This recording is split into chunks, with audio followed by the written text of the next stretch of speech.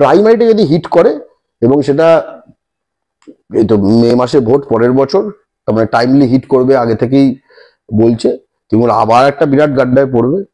ঠিক আছে, সামলাবে তৃণমূল, আবার কি। তার যখন শোনো প্রাইমারিতে যে জালি করে ঢুকছে, ঠিক আছে, এটা জানার জন্য বাংলা পক্ষের কোনো বিচারপতির কথা শুনতে হয় না। এই পশ্চিমবঙ্গের মাটিতে বাংলা পক্ষের কান আদালতের দিকে এরকম কান পেতে নেই, আমরা মাটিতে কান পেতে রয়েছি, মানুষের সাথে আমাদের লাখ লাখ মানুষের সাথে রোজ কথা হয়। তখন আমরা পশ্চিমবঙ্গে বিদ্যমান ছিলাম, কে জানতো না যে প্রাইমারিতে হচ্ছে। এমনকি প্রাইমারিতে চাকরি করে দেবে এরকম একখানা ফলস প্যারালাল নেটওয়ার্ক চালু হয়েছিল, যারা একখানা ফলস ওয়েবসাইটও বানিয়ে ফেলেছিল, তার ফলস অ্যাপয়েন্টমেন্ট লেটার আসতো, সেটাও ধরেছিল, ভাবতে পারো।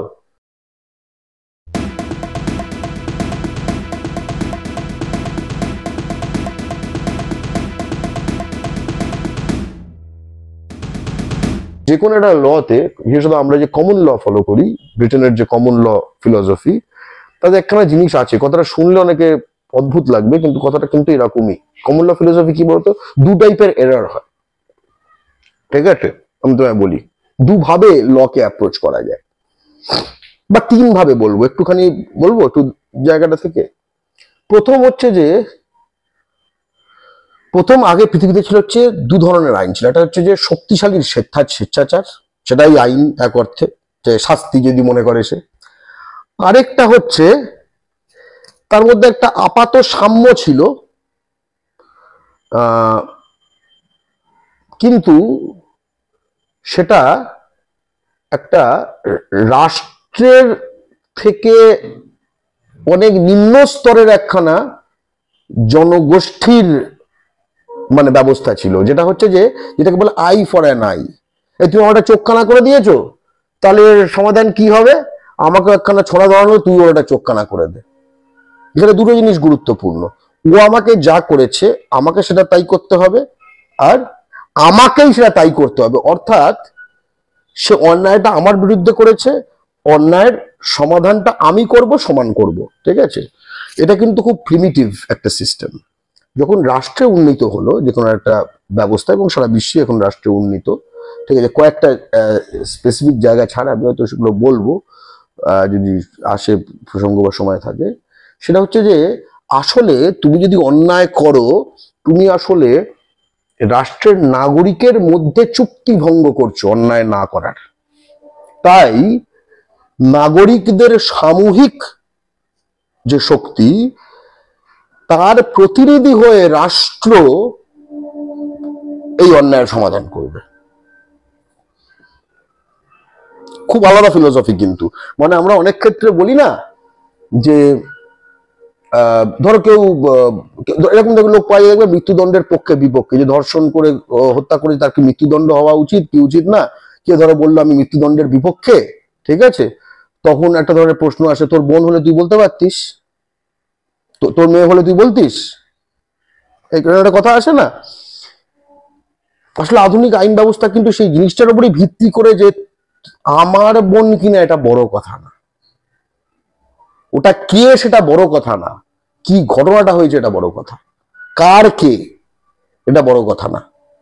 মানে সেই ব্যক্তির সঙ্গে যে কিনা হয়তো আঘাতপ্রাপ্ত বা ক্ষতিগ্রস্ত হোয়াট এভার বলে যেটা বলা হচ্ছে, এক্ষেত্রে ধরো যোগ্য প্রার্থী, যোগ্য শিক্ষক, ঠিক আছে, বা কোনো ধর্ষিতা ইত্যাদি, তার সঙ্গে তার হয়ে যে এই ন্যায়টা দেবে, এই সম্পর্কটা সকলের এক, প্রতিটি নাগরিকের এক, বিশেষ কারুর বোন বা ভাই বা কেউ নয়। ওকে, এইটা হচ্ছে যে ব্যবস্থায় আমাদেরটা চলে। এবার এই সিস্টেমে একটা জিনিস রয়েছে, সেটা হচ্ছে দু ধরনের এরার হয়। একটা হচ্ছে যে কোনো অন্যায়কারী যেন ছাড় না পায়, ঠিক আছে। আরেকটা হচ্ছে অন্যায় না করা কোনো লোকের যেন শাস্তি না হয়। দুটো আলাদা কিন্তু জিনিস। কোনো অন্যায়কারী যেন ছাড় না পায়, অন্যায় না করা কোনো মানুষের যেন শাস্তি না হয়। একটাকে আলফা এরার বলে স্ট্যাটিস্টিক্যালি, আর একটাকে বিটা এরার বলে। যে কোনো একখানা দুনিয়ায় যে কোনো ব্যবস্থা আইন সহ তুমি যদি যেদিকে ঝুঁকবে, যেটাকে এনশিওর করতে ঝুঁকবে, তার ফলে কোনো অন্যায়কারী যেন ছাড়া না পায়, এইটা যদি তোমার লক্ষ্য হয়, তাহলে কিছু অন্যায় না করার লোকও কোতল হবে। বুঝতে পারলাম?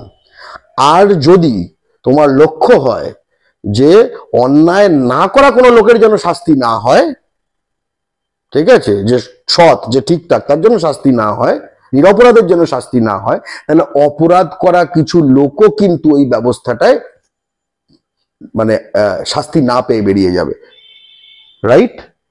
এইবার কমন লর যে আইন আমাদের চলে, যে আইন ব্রিটেনে চলে, যে আইন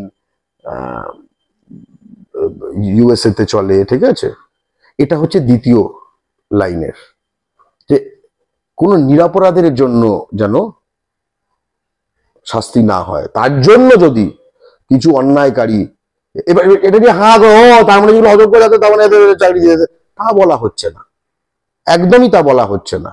ঠিক আছে, প্রতিটি জিনিসকে এই স্থূল রাজনীতিকরণ করে লাভ নেই।